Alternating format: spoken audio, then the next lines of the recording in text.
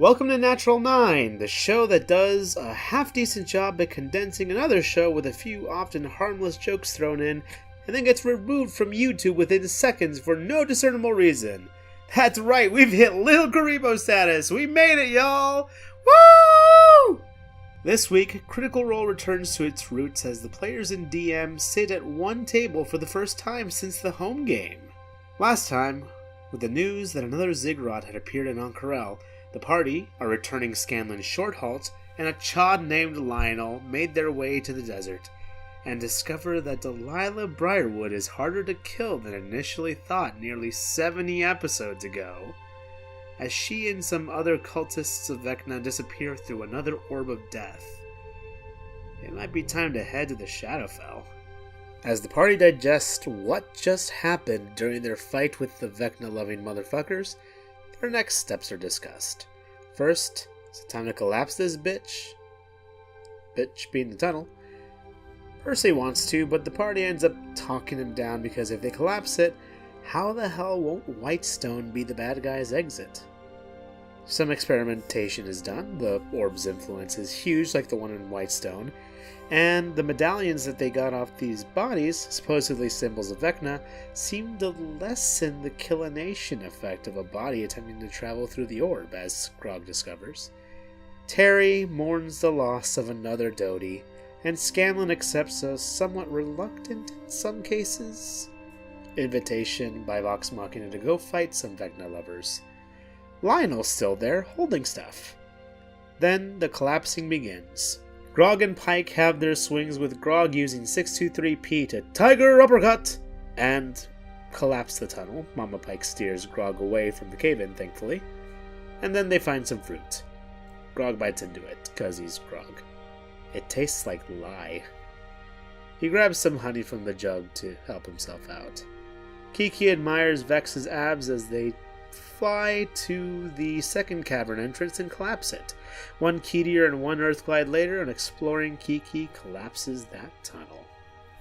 All the while, Vax has a powwow with Queenie, who tells her champion that maybe this fate will lead him to her. Ominous.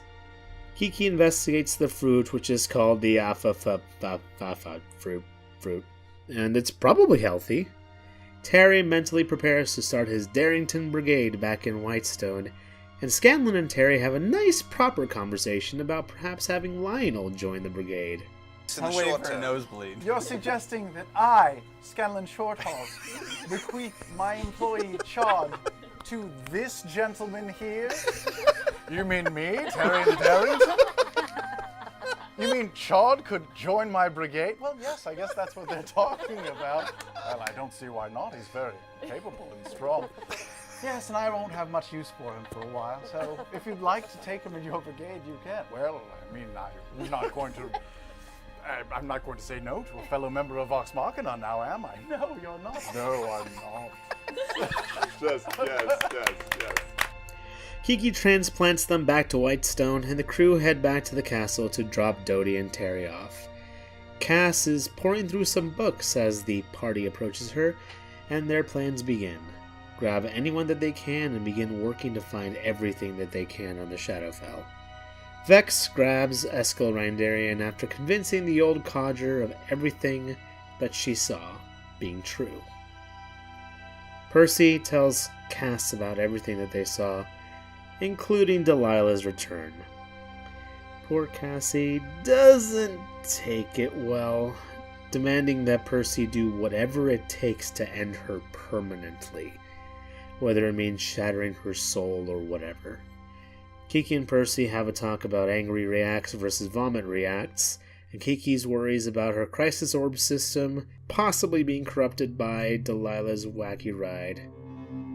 But she also has a brilliant thought. Using the technology, magic, in the necklaces, she could probably plane shift them to the Shadow Bobato. Percy checks a few things, including some books and history. Turns out that info on Vecna is missing from around there. Maybe there's more in Wildmount? Laura and Marisha exchange notes and exclamations, I guess. Meanwhile, the Grand Poobah orders a meat salad. Now, I want to make sure you understand. This is various meats in the form of something akin to a salad. Not a salad with a meat accompaniment, but rather a meat explosion. John Waters from the hit Lonely Island song The Creep claims to be the chef, and Grog names the concoction the Gofibipo for the ingredients: goat, fish, beef, and pork. Grog then asks to submit the paperwork to make it the official dish of Whitestone before scarfing down. Vex and Vax have a talk about the Raven Queen, Destiny, and their next steps, and Vax is pretty positive. It's a nice look on him.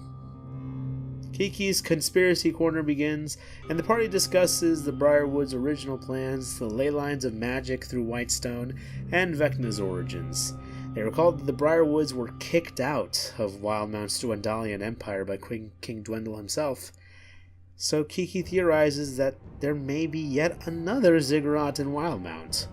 All sorts of theories are thrown around, including Ziggurats under Craghammer and Vasselheim. But next morning, it's time to go. Vax asks Kiki to maybe warn people at home in Vestro that they're gonna be doing this stuff, which turns into Kiki thinking that Vax probably thinks that he isn't gonna make it, and I want to hug you both and tell you that it's gonna be okay. God, guys! After the break, Kiki asks Eskel to give them anything that he has on the Shadowfell, but he doesn't have much. He does confirm that the necklaces can be used to plane shift, so long as they get redone as tuning forks. Also, for someone who owes Vox Machina his life for clearing his name after the Winter's Crest incident in Western, Eskel's a very salty old man. Stealing a biscuit from Eskel, Vax and Kiki run off. Vex buys some skeezy Heroes Feast chalices off of Liam O'Brien's old crossing guard from Joyzy. Then Percy makes silver bullets that maybe can be enchanted later, I guess. Then Vax finds Kynan, who seems okay after the year break, and gives him the Keen Dagger. Meanwhile, Terry gives his final goodbyes to Vex because he's about to head back to Wildmount to start his brigade. He gives his Rock of Soul to Vex, and a light gem thing for Percy. Grog suggests jumping into the bag of holding, but no one does it. Thankfully, no one does it. God, Grog, what are you doing? The reunited Vox Machina heads back down to the Ziggurat, and Vax, being Vax, jumps right in and takes 11 curse damage as he disappears. Then the rest go in and take even more curse damage as the party flies through the DMV of interplanal travel. They've arrived at the other end. The other siphon is white, and they're surrounded by the junk that they threw into the siphon. And also lots of buildings, because this is an old town. The massive spire that Pike and Vex saw looms over them. Percy and Scanlan make unfortunate history checks with disadvantage at 9 and 11. Eesh. And don't realize where they are. Pike notices strands of energy from the siphon going to the tower, and that there are 2 other orbs in the distance, seemingly confirming the third Ziggurat theory. Welcome to Double Hell, motherfuckers! They walk through the buildings that they're in, using Pass Without a Trace, and they might not be alone. Some little undead thingy shows up, but it jumps away, and there are others jumping around. They eat otters. Laura cries for about an hour. Vax just can't sense the Raven Queen around, and Scanlan's seeming the party to observe everything that they can. Kiki continues to be a bit paranoid in regards to Vax and casts Foresight on him. Vax then starts a shopping episode, as Scanlan asks him if he's going to die every 3 seconds. In reality, though, they stealth through, and those crazy things, seemingly undead, seem to be hopping around in a pattern. They're also wearing some weird armor that feels a bit regal, and apparently carry insignias of Palor. The structures look Wild Mountain, but like old Wild Mountain. Then 3 guys come looking around, and Vex and Vax assassinate them to heck, with Kiki and Grog handling the 3rd guy, and Percy reveals that he has a safe word for the iron bands he got in the last episode. It's manners. Using it, they keep this guy down. He's missing an eye, and despite Percy being creepy as fuck, he ain't talking. He's really in pain from the looks of it. Then Scanlan sings to him softly and asks him to tell them everything with Dominate Person. Then he tells them about waking up here, that Vecna isn't quite back yet, but he will be soon, and Delilah might be working towards that. When Vecna's back, he's going to complete something called the seeding. Whatever that is, Dominate Person ends, and the guy says that Vecna's already well aware that they're here. And his eyesight gets fucked up again as Grog pokes out his other eye. And then snaps his neck. So I guess it's double fucked. The crew then grab some sensor thing that's on him and head towards the tower. Is Vecna just a misunderstood gardener? Or is that seeding going to be the next big evil thing? Speculate with me in the comments below, and be sure to like, share, and subscribe for more. Then you can give your eyes and secrets to me on Twitter here. I've been Arthur from Natural 9, and is it Thursday yet?